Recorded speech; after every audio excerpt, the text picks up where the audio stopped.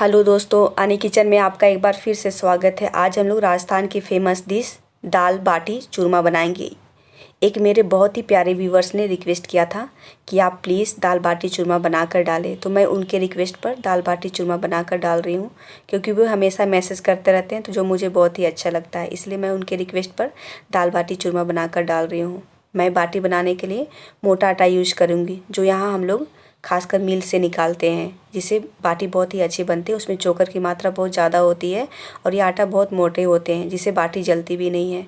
इस पर हम 1 चम्मच हल्दी डालेंगे, 1 चम्मच खड़ा जीरा, 1 चम्मच सौंफ और 1 चम्मच अजवाइन, जिसे मैंने हाथ से मैश कर लिया, जिससे इस पर बहुत ही अच्छा टेस्ट आता है।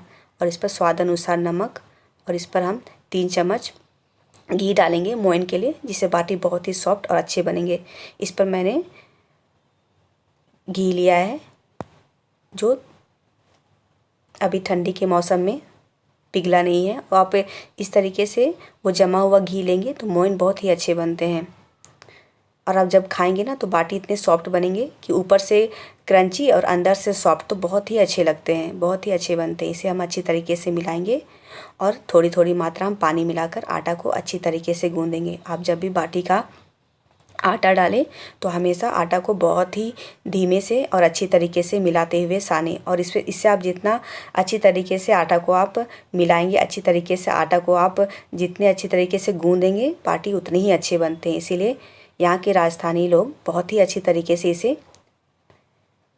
गूँधते हैं, जिससे बाटी बहुत ही अच्छे बनते हैं। और आप जब भी बाटी बनाएं तो आटा हमेशा आधा या 15 मिनट पहले ही गूँध कर रख दें और बाद में बाटी बनाएं, जिससे बाटी बहुत ही अच्छे बनते हैं और इसका आटा बहुत ही सॉफ्ट हो जाता है। और हमें आटा ज़्यादा सॉफ्ट नहीं डालना है, ये थोड़े से टाइट होने चाहिए, जिससे हम जब बाटी बनाएंगे ना तो ये चिपकेंगे नहीं। इस तरीके से मैंने सॉफ्ट, देखिए कितने सॉफ्ट बने हैं, इसे मैंने अच्छी तरीके से गूँध लिया और इसे हम ढककर आधा घंटा या 15 मिनट रख देंगे। अब हम चूरमा का आटा डालेंगे। इसके लिए भी मैंने वही आटा लिया है, मोटा आटा, और इस पर हम थोड़ी सी 1 चम्मच बस घी डालेंगे मोइन के लिए। और इस पर हम और कुछ नहीं डालना है, ये मीठे बनते हैं इसलिए हमें कुछ नहीं डालना है, बस 1 चम्मच घी डालना है और इसे अच्छी तरीके से मिलाते हुए और पानी डालते हुए इसे हम अच्छी तरीके से गूँध लेंगे।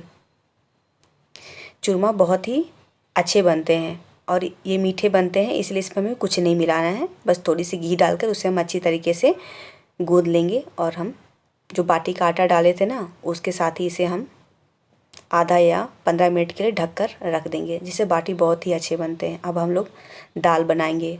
दाल बनाने के लिए इस पर मैंने तुअर दाल, जिसे हम अरहर की दाल भी बोलते हैं, और साथ में काली दाल, जिसे हम उड़द की दाल बोलते हैं। राजस्थान में उड़द की दाल बहुत ही ज़्यादा मात्रा में उगाई जाती है और यहाँ के लोग ज़्यादातर उड़द दाल खाते हैं। और उस पर मैंने 1 चम्मच नमक डाला है और 1 चम्मच हल्दी डालकर उसे मैंने साफ़ कर लिया था, और उस पर मैं पानी डालकर इसे मैं उबालूँगी। 4 से 5 सीटी आने तक इसे मैं उबालूँगी।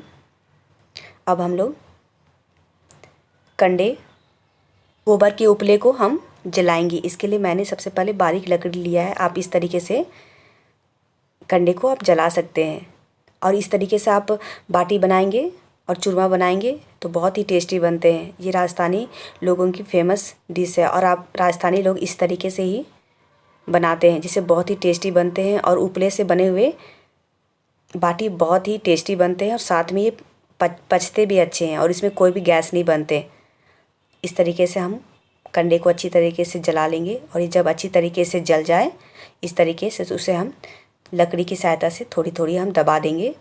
और सबसे पहले हमने जो बाटी का आटा डाला था उसे हम गोलाई बना लेंगे इस तरीके से, और इसे हम दोनों तरफ से सेकेंगे। और इस पर चूरमा का आटा जिसे हमने गूंदा था उसे भी हम सेकेंगे। हम दोनों तरीके से, दोनों तरफ से उसे अच्छी तरीके से सेकेंगे। हमें ऊपर ही ऊपर अभी सेकना है, जिससे ये ऊपर से थोड़े से ब्राउन हो जाए। अभी ये अंदर से पके नहीं, अंदर से पकाने के लिए इसे हमें जो कंडे हमने जलाए थे उसे हम अच्छी तरीके से बारीक कर लेंगे। अब इसे हमें राख से पूरी तरह ढक देना है, जिससे बाटी और जो चूरमा का आटा है वो अच्छी तरीके से पक जाए। इस तरीके से हम सारे जो हमने कंडे उपले जलाए थे उसे हम बारीक कर देना है, और इस तरीके से इसके ऊपर हम राख को अच्छी तरीके से ढक देंगे, जिससे बाटी और चूरमा का आटा बहुत अच्छी तरीके से पक जाएगा। और इसे हमें आधा घंटा अच्छी तरह से ढक के रखना है। जब अच्छी तरीके से पक जाए, अब जब बाटी पक जाएंगे तो वो फट जाते हैं और ये बहुत ही अच्छे बनते हैं। इस तरीके से हमें निकाल लेना है और इसे हमें एक नैपकिन की सहायता से इसे हमें झाड़ लेना है।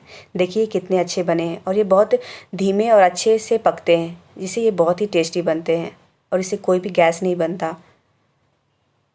इस तरीके से आप बाटी और चूरमा एक बार ज़रूर बनाकर देखें। ये एक देसी तरीका है, यहाँ के लोग ऐसे ही बनाते हैं, जिसे बहुत ही टेस्टी बनता है। इस तरीके से हम नैपकिन की मदद से इसमें जो राख चिपके रहते हैं उसे हम साफ़ करेंगे। राख तो हमारे लिए बहुत ही अच्छा होता है, ये हमारे पेट में गैस नहीं बनने देता है। और इस तरीके से हम सारे बाटी के राख को अच्छी तरीके से साफ़ करेंगे और इसे हमें जिसे अच्छी तरीके से सारे बाटी साफ़ हो गए। अब इसे हमें घी पिलाना है, जिससे बाटी बहुत ही टेस्टी बनता है और इसमें बहुत ही ज़्यादा मात्रा में घी यूज किया जाता है। घी तो बहुत ही हेल्दी होता है। इसे मैंने घी घर पर ही निकाला है, बनाया है। ये गाय का देसी घी है। यहाँ के राजस्थानी लोगों के लिए दूध, दही, घी ये बहुत डेली बहुत ही ज़्यादा यूज होता है। इस तरीके से हमें बाटी डालकर इसे थोड़ी देर छोड़ देना है, जिससे बाटी अच्छी तरीके से घी को पी ले। और इसके ऊपर हमें चम्मच की मदद से इस तरीके से डालना है और जिसे बाटी घी सोख ले। इस तरीके से हम एक एक कर सारी बाटी को डालकर इस तरीके से हम उस पर घी डालेंगे और घी हल्की सी गर्म होनी चाहिए और बाटी को आप गर्म गर्म में ही डालें, जिसे वो बहुत ही अच्छी तरीके से घी को सोख लेते हैं और बाटी बहुत ही अच्छे बनते हैं।